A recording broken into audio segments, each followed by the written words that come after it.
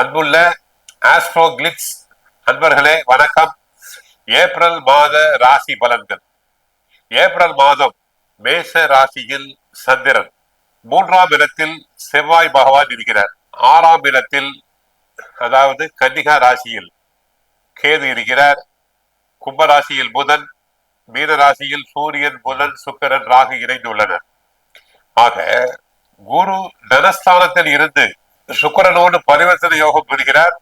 எனவே பொருளாதார வளர்ச்சி திருப்திகரம்.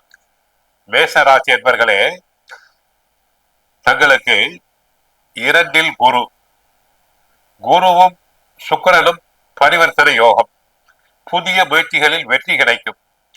சென்ற மாதத்தில் நடைபெறாத சில காரியங்கள் இப்போது துரிதமாக நடைபெற்று மகிழ்ச்சியை வழங்கும். விரயஸ்தானம் பலம் பெறுவதால் வீண் விரயங்களில் இருந்து ஈடுபட சுப விரயங்களை மேற்கொள்வது நல்லது. ஆரம்பத்தில் புதன் நீச்சம் பெறுகிறார், அதன் பிறகு வக்ரம் பெறுகிறார். பொதுவாக உங்கள் ராசிக்கு 3, 6 இடங்களுக்கு அதிபதியானவர் புதன். 6க்கு அதிபதியான புதன் 12ல் மறையும் போது கெட்டவன் கெட்டினில் கிட்டிடும் ராஜயோகம் என்ற அடிப்படையில் எதிர்பாராத நல்ல திருப்பங்கள் ஏற்படும். பொன் பொருள் சேர்க்கை உண்டு. வருமானம் உயரும். இடம் பூமி விற்பனையால் லாபம் உண்டு. புத சுக்கிர யோகம் இருக்கிறது. மீனராசியில் உள்ள புதன் பங்குனி 4ஆம் தேதி அதிசாரமாக கும்பராசிக்கு வருகிறார். உங்கள் ராசிக்கு சகாய ஸ்தானாதிபதி புதன் லாபஸ்தானத்துக்கு வருவது நல்ல நேரம், நல்ல யோகம் என்று நாம் சொல்லலாம். உழைப்புக்கு ஏற்ற பலன் கிடைக்கும். எந்த அளவு கஷ்டப்படுகிறீர்களோ அந்த அளவுக்கு ஆதாயம் கிடைக்கும். வெளிநாட்டில் உள்ள பிரபல நிறுவனங்களில் இருந்து பணிபுரிய அழைப்புகள் வரலாம். ஒரு சிலர் உத்தியோகத்தில் இருந்து விருப்ப ஓய்வில் வெளிவந்து சுய தொழில் தொடங்கலாமா என்று சிந்தனை செய்வேன். திடீர் பயணங்கள் அனுகூலமாக அமையும். பொது வாழ்வில் இருப்பவர்களுக்கு எதிர்பார்த்த பொறுப்புகள் தங்களுக்கு கிடைக்கலாம். மீனத்தில் உள்ள சுக்கிரன் இந்த மாதம் முழுவதும் வக்கரம் பெற்று சஞ்சரிக்கிறார். அசுர குருவான சுக்கிரன் வக்கரம் பெறுவது ஒரு வழிக்கு நன்மைதான். என்றாலும் உங்கள் ராசிக்கு 2, 7 இடங்களுக்கு அதிபதியானவர் சுக்கிரன் என்பதால் கலகலப்பான குடும்பத்தில் சில சலசலப்பு உண்டாகும். வீட்டில் தரித்த வார்த்தைகளை உபயோகப்படுத்தக்கூடாது. ஒரு வார்த்தை வெல்லும், ஒரு வார்த்தை கொல்லும்.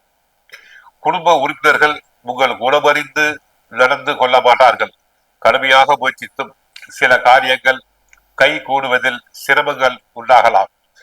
பொருளாதார பற்றாக்குறை உருவாகலாம். ஒரு கடனை அணைக்க மற்றொரு கடனை வாங்க வேண்டியிருக்கும். நிலைமை சீராக சுக்கிரன் கோயிலுக்கு சென்று வழிபடுங்கள். அடுத்து கடக ராசிக்கு செவ்வாய் சென்று நீச்சமாகிறார். உடல் நலனில் மிக கவனம் தேவை.